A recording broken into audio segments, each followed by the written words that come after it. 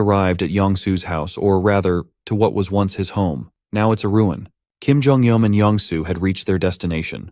Looking at it from afar, the apartment complex was in extremely poor condition. The structure was already old, and the attacks had nearly demolished it. The surrounding buildings suffered the same fate. The whole district was not built to withstand a monster apocalypse after all. There were remnants of buildings and debris cluttering the road, but oddly enough, no corpses could be seen littering the ground.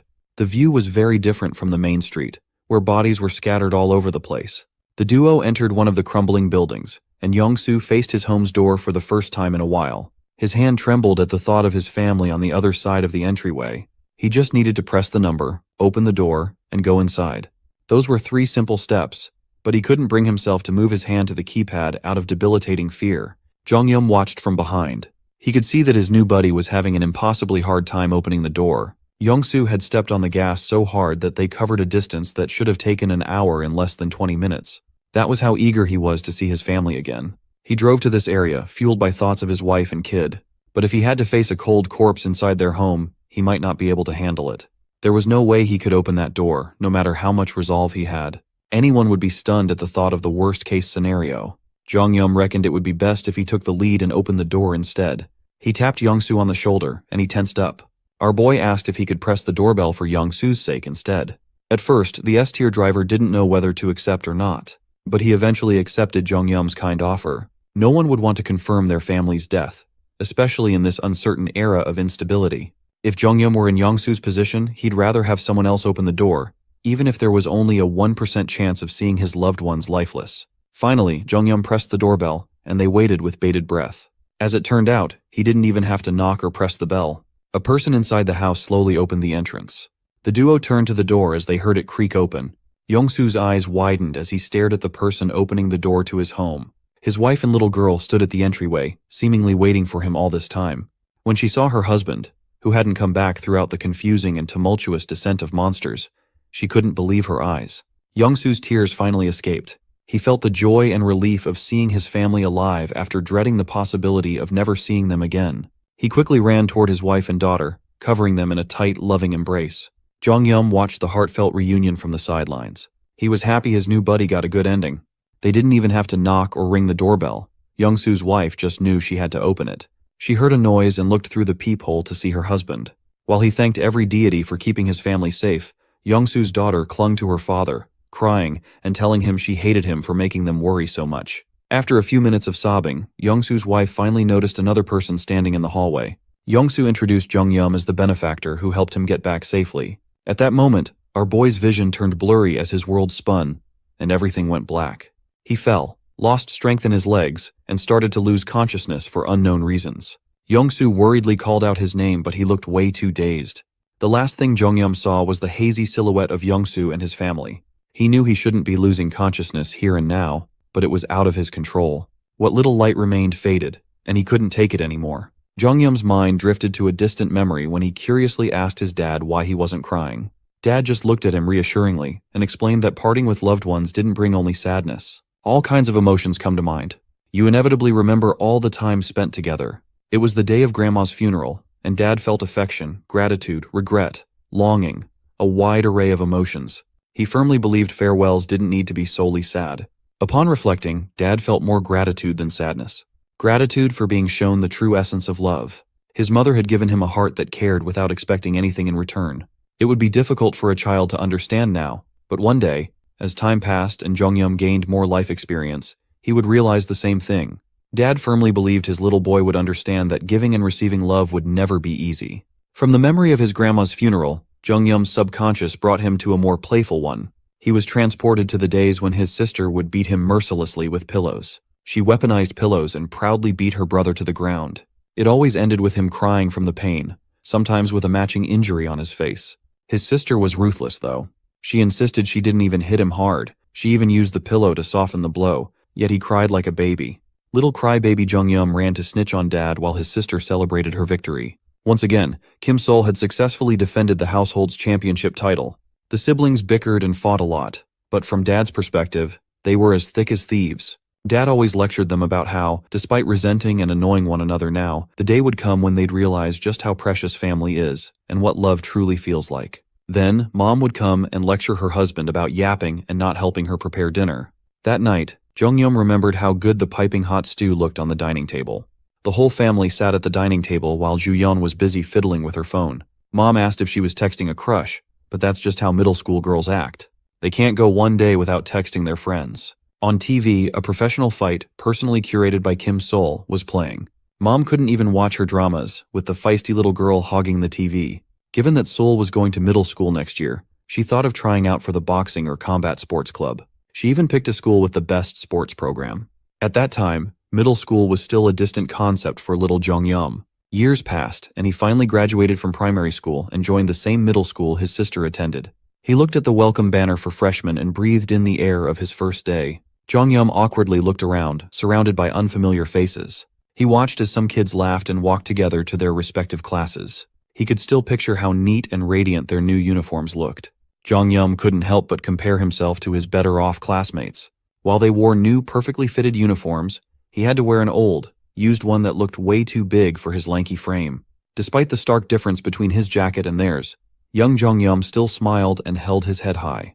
It's just a school uniform after all. What a young Chad. His positive outlook on middle school quickly faded when he became a target for lowlifes.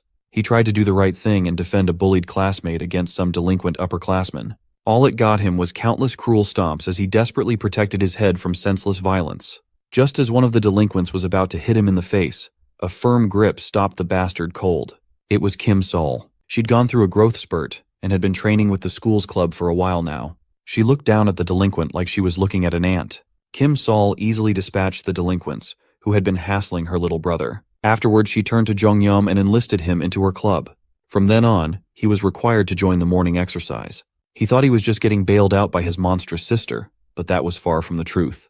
Little Jonghyun was subjected to a hellish training regimen designed by his sadistic older sister every single day. He kept up with this routine, met some good friends, and continued to live a peaceful and vibrant middle school life. A few years later, their eldest sister, Juyeon, got accepted into a prestigious nursing school. Their mom, dad, and siblings could not believe their eyes. Jonghyun kept up his training a few years after that. Can you see those gains, bro? At that time, a life-changing letter arrived in the mail. He read the snail mail sent by the government with terror on his face. It was time for him to fulfill his mandatory military enlistment notice. Mom waved goodbye, Dad stood proud, and Saul laughed at his new look as they sent him off to training camp. He had to shave his head. He looked pretty good with a buzz cut, though. Mom yelled at him to come back safely and avoid getting hurt. Dad simply told him to never be discouraged, no matter what happened. Along with the other bald boys enlisting, Jonghyun walked with his head held high. He could still hear his family cheering him on as he walked toward the military camp's entrance. Once he was far enough that they couldn't see his face, Jonghyun's tears finally came pouring down. He loved his family. He loved how supportive they were and how much they loved him in return. His memories shifted into dreams, and his dreams ended as he slowly opened his eyes. To his surprise, he was lying down on a soft futon in an unfamiliar room. He sat up looking around in a panic. Not recognizing his surroundings, he began to sweat profusely. The last thing he remembered was fainting near the doorway. He could recall Yongsoo meeting his family, but the memory felt a little hazy. Just to be safe, he instinctively reached for an axe from Pax. Jonghyun was startled when a voice from behind asked if he had slept well. He turned around to see Yongsoo's wife and daughter sitting at the dining table, peacefully eating their meal. Both of them looked at him with puzzled expressions as he stood there, axe in hand. Jonghyun was frozen in place, unsure of what to do as he awkwardly stared at them. He was still reeling from his heartfelt dream and did not know what was happening or what to say in this situation. Scanning the room, he saw Yongsoo sleeping soundly, not far from his futon. Yongsoo's wife worriedly asked Jonghyun if he was okay. He had just suddenly collapsed and fallen asleep like a baby outside. He was so zonked out that they didn't want to wake him. Realizing he was in a safe environment, he felt terrible for immediately reaching for his axe like a cornered animal. He quietly threw the thing back into his private dimension and asked how long he had been out. He hadn't even slept that long, just knocked out for about 3 hours. Also, Yongsoo had already told his wife everything that happened. He wouldn't stop talking about how much of a help Jonghyun had been in getting home in one piece. For that, Mrs. Yongsoo was thankful. If it weren't for this young man, she might never have seen her husband again. The sincerity of her words made him feel awkward, as he insisted that Yongsoo also helped him a lot. At that moment, the suave driver woke up and insisted that, in comparison to the help he received, he couldn't say he'd done much at all. Jonghyun had saved his life multiple times after all. Mrs. Yongsoo invited the boys to have a meal before they talked. Mr. Yongsu insisted on waiting for Jong-yum to wake up to eat together, so he had been napping. With a warm and relaxed smile on his face, Yongsu invited the young man to the dining table. Jong-yum returned the warm smile with one of his own. As soon as he sat at the table, he was greeted by a freshly made, piping hot homemade meal glistening under the light. It was a conger eel stew. Jong-yum was not expecting to be served such a lavish meal when the apocalypse had been raging for days. Mrs. Yongsu hoped the stew would suit his taste as she wanted to treat her husband's savior to something a little more generous than usual. But with limited ingredients, this stew was the best she could make.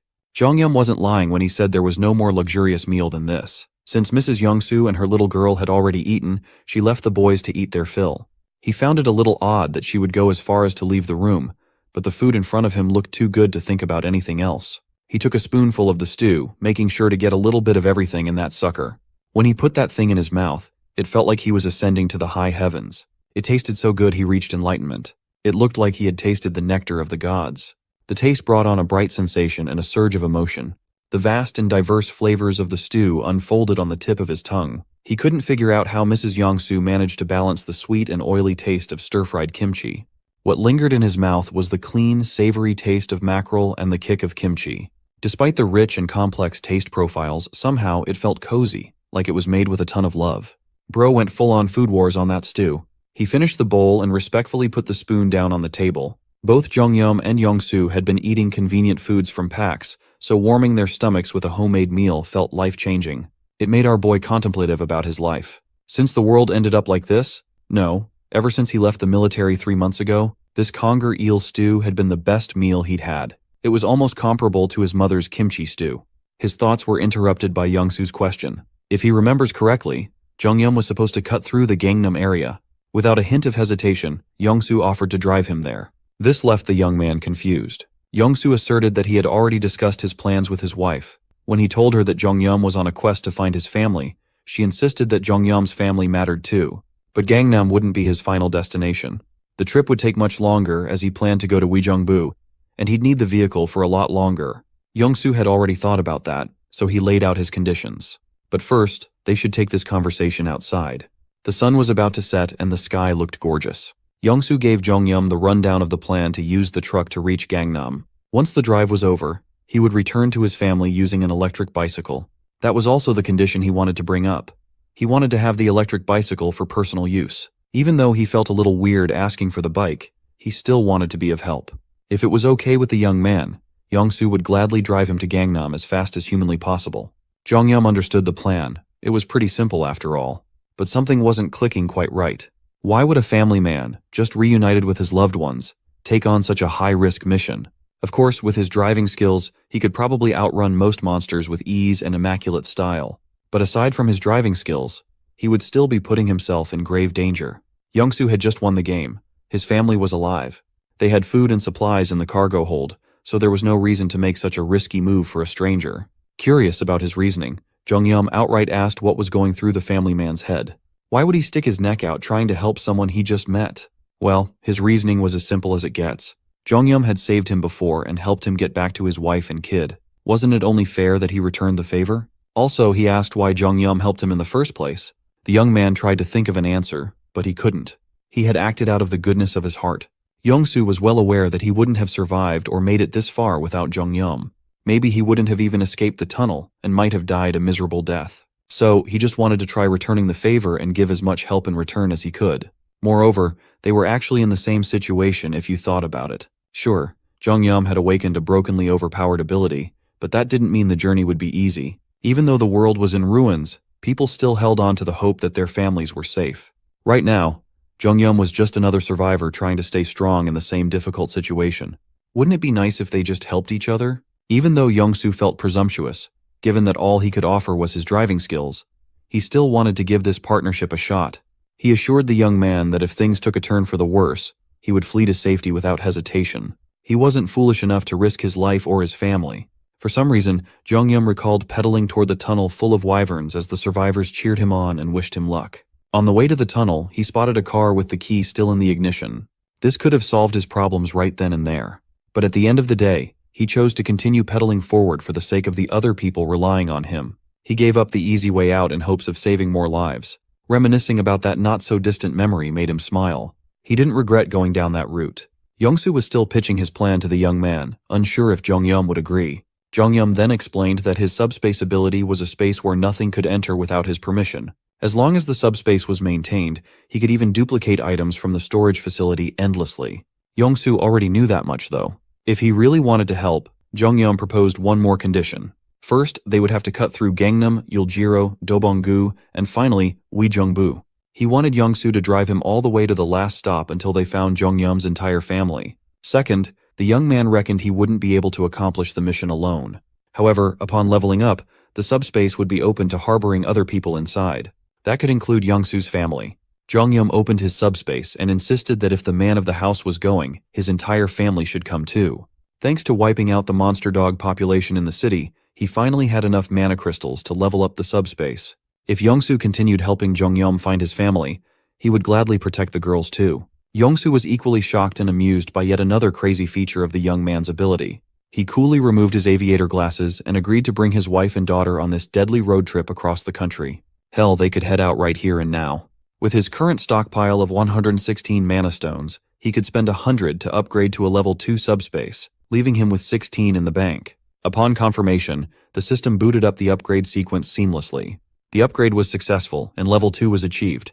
The maintenance costs were also adjusted from 1 mana stone a day to a whopping 6 every 24 hours. At least the capacity had been expanded to accommodate up to 20 people at once. An additional ability that allowed the user to store items in front of him had also been added. Sure, the maintenance cost of 6 mana stones was a bit steep, but it came with a few additional abilities and enhancements available with the upgrade. He decided to check those out later and take care of a more important matter for now. Jongyum signaled Lee Yongsoo, Lee Yoljong, and Oh Jisoo to enter his subspace, and the system notified the host of their presence. Upon giving them permission to enter, the family went through the portal and set foot inside. 1 second they were outside a broken-down building. The next, they were transported to an entirely different space. Yongsoo's wife and kid were wide-eyed and in awe of the view in front of them. Even Yongsoo himself, who was familiar with the PAX Fulfillment Center, was speechless. The scale of the subspace was enormous. Shelves upon shelves of all kinds of supplies lined up left and right. Jongyum called Pax to come over and demonstrate the crux of the subspace to the family. He explained that they could just tell the friendly artificial intelligence anything they needed while staying. They could check the availability of items from Pax, and if necessary, he'd handle delivery as well. There was a fresh food center somewhere in the area where they could get all kinds of food and ingredients. Yongsoo's wife knew how precious fresh ingredients were in the apocalypse, so she was hesitant to just freely use the young man's resources. That wasn't a big deal though, as everything in this subspace was infinite. Everything could be endlessly duplicated, so there was no need to be prudent.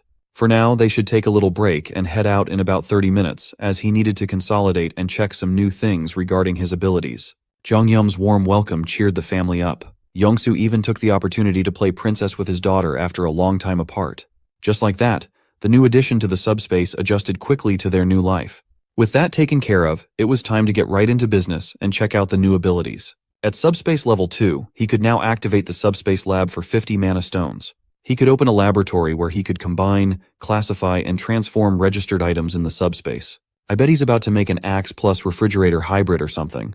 As we've established, Kim Jongyum's ability is to create a subspace where he can store an object with a storage capacity of 1 item. It was initially intended to be a one-time use storage he could access whenever he wanted. Nothing could enter or exit this space unless he explicitly allowed it. This was probably the original extent of his simple ability, but that no longer seems to be the case. Due to a crazy twist of fate, he managed to place a logistics center inside. In doing so, Pax AI and the Awakening operating system merged to form something entirely different. It enhanced his ability beyond just opening and closing a subspace, resulting in many more functions than intended. A prime example of this is the shipment mechanism, allowing him to hurl items at 100 kilometers per hour. The subspace ability alone should have been impressive by itself, but after meeting Pax, it became even crazier. Jongyum wasn't expecting to gain any additional abilities upon leveling up. Here we are upgrading to level 2 and unlocking 1 more slot for his storage capacity. This meant he could store more than just the Pax fulfillment center in his subspace. On top of that, he unlocked the option to install a lab where he could manipulate items registered in his subspace. The idea of creating something by combining 2 different items was fascinating, but it required a whopping 50 magic stones to start, so that would have to wait for now. In any case, it's clear that leveling up would only make his abilities more overpowered from now on. He really wanted to check out all the new features, but he was too short on mana stones. For now, there is one thing he can confirm. When he first stored Pax FC in the subspace, Jong-yum thought he had lost his mind, so he just casually blurted out the command to store the whole center without thinking twice. If it's true that he could absorb and store anything, then could he go crazy with it? When the system asked what he would like to store next, Jong-yum resolutely answered that he wanted to store the entire planet Earth. He was prompted to confirm his choice, and he did. Tension filled the air as he waited for the results. After a few seconds of silence, the system informed him that it failed to store the entire planet, as the target was outside the storable range. Jong-yum already figured it wouldn't work, but he had to give it a try. The ability would have been too overpowered if the command had gone through. From behind, Yongsoo approached to discuss the route they should take to reach Gangnam as quickly as possible. Yongsoo suggested taking the main road for now. Jong-yum was expecting a few more minutes of rest, as Yongsoo was supposed to be playing with his daughter after being apart for so long. But they would have to save that playtime for later, as the little girl had already passed out, surrounded by all kinds of toys. She felt safe inside the subspace and fell asleep after just a little playtime. Yongsoo thanked the young man once more for everything he had done for him and his family. Humble as always, Jong-yum asserted that it was no big deal, as they were simply helping each other in these tumultuous times. This filled Yongsoo with a strong sense of duty to repay Jong-yum no matter what. Next thing you know, the duo was back on the cargo truck. Jong-yum sat in the passenger seat and suddenly felt uneasy at the earnestness of his driver buddy. He looked at Yongsoo and his peaceful smile. Driving was the only thing Yongsoo was good at. If we're talking speed, he would confidently claim he's faster than anyone on the planet. Jong-yum felt uneasy at Yongsoo's stillness and asked if they could go slowly for now. He even said, "Please." But Yongsoo was already locked in. He intended to speedrun this whole trip and make the young man experience real speed. Jong-yum's tears fell as the truck sped up without warning. And so, with Yongsoo's family safe in the subspace, the boys braved the abandoned world in their speeding cargo truck. It didn't take long to reach the next leg of their journey after staying on the main road for a few minutes. They had to switch to an alternative route, which was more deserted than the main road. Luckily, there didn't seem to be many monsters roaming the area either, meaning monsters only gathered where people were. Jong-yum hadn't known there was an isolated road like this on the way to Seoul. The area was supposed to be a Bronze Age archaeological site or something, so it was protected from urban development. The road was a bit tough, but they didn't have to worry about random monsters or shady people popping up. Jong-yum was already drained just from sitting next to such a recklessly skillful driver. Much to Yongsoo's surprise, there seemed to be a blockade in the middle of the road. They had just left the ruined city, and this area was supposed to be an abandoned path, yet man-made deterrents cluttered the ground. If he wasn't mistaken, it looked like military barricades, complete with spike strips to stop any vehicle daring to go off-road. Maybe the military was still active in this area. Maybe there was a base nearby. That seemed like the simplest answer, but Jong-yum didn't think this installation appeared here so simply. Looking through the side mirror, he spotted an armed military vehicle approaching from behind. Upon closer inspection, the driver and the others in the vehicle didn't look like they belonged to the military at all. Those guys had probably been watching the truck from a hiding spot.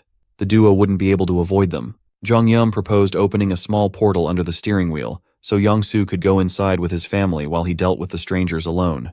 If these people intended to kill them, they would have already shot at the cargo truck. Assessing the situation, Jong-yum saw 3 people, all armed. The leading man hoped to see the truck's tires burst or something. When Jong-yum feigned innocence and asked what was going on, the man looked at him like what was about to happen was common sense. He ordered the young man in the driver's seat to get out and open the cargo. Jong-yum played along with their demands and slowly opened the cargo hold of the truck. He revealed stacks upon stacks of supply boxes, surprising the thugs posing as military personnel. Just the small pile of tuna boxes alone would be priceless in the current situation. They truly hit the jackpot. They figured the young man must be a delivery guy of some sort, and Jong-yum kept up the act. The leader claimed the truck and all its contents, implicitly threatening to gun Jong-yum down. As expected, they were just after food and supplies. When asked where he got the contents of the truck, the young man carefully considered his answer. He simply said he got everything from a logistics center. Technically, he wasn't lying, but he also warned them that they wouldn't find the logistics center. Besides, the only roads to it had already collapsed or been blocked, but if they needed more, he could get more. The leader looked Jong-yum up and down, sizing him up. When asked about the remaining supplies in this so-called logistics center, Jong-yum said what was in the truck was just a fraction of the bulk. One of the goons looked at his watch and warned the leader they were out of time.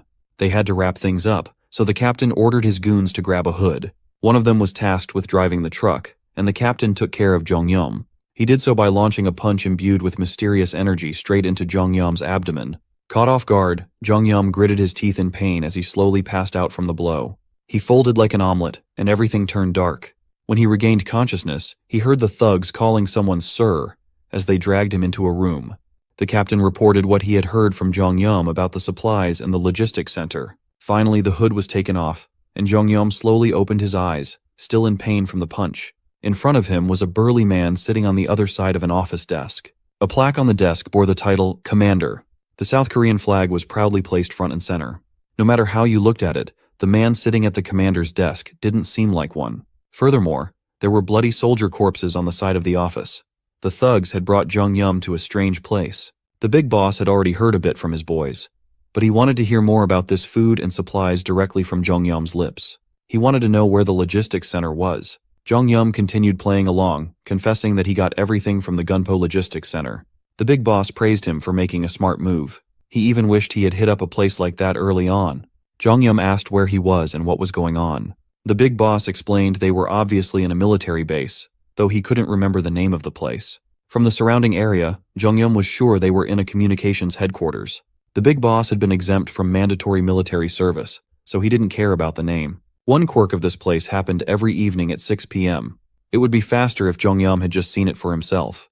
When the clock hit 6, a blood-curdling scream filled the room and the entire military base. Big Boss and his men had already gotten used to these terrifying shrieks. Unsettled, Jung-yum looked out the window. He could not help but feel a bit of familiarity from the blood-curdling sound. Outside were wyverns freely roaming the skies as the sun set. There were dozens of them blocking out the light with their massive bodies and enormous wingspans. But these weren't the typical wyverns that Jung-yum was used to killing. These creatures were way too big. Big Boss could not agree more. The size of those bastards was no joke. Big Boss took great pride in his strength, but even he almost died fighting one of those scaly beasts. Weirdly enough, his attacks felt like they were being blocked by something intangible. According to the soldier with his head smashed into the wall on the side of the office, the military tried to fight those monsters with guns, and they got helplessly wiped out. If supernatural powers didn't work, there was no way ordinary bullets would. So, the military opted to recruit others to fight those monsters.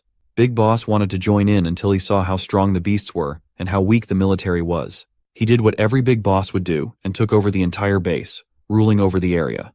Well, he didn't really kill the remnants of the military force, and he didn't want to kill Jung-yum either. The young man seemed to know a lot, and the food situation in the base was horrendous. There were plenty of weapons and everything else in the communication headquarters, but what they were severely lacking was food. So, he wanted to tap into that logistics center and get some. The departure would be tomorrow morning. If Jung-yum did this for him, Big Boss promised to accept him as a member of their family. He asserted that the group could protect the young man from monsters like that oversized wyvern outside. Unfortunately for the Big Boss, Jung-yum had stopped listening to him yap for a while now. He was wondering what to put inside his subspace, and it seemed like fate had just handed him the perfect place on a silver platter. Ignoring the people around him, he spoke to Pax and requested that the Joint Command Communications headquarters be stored in the subspace. Confused by Jung-yum's words, Big Boss threatened to kill the young man. Before he could even finish his threats, his office had already vanished.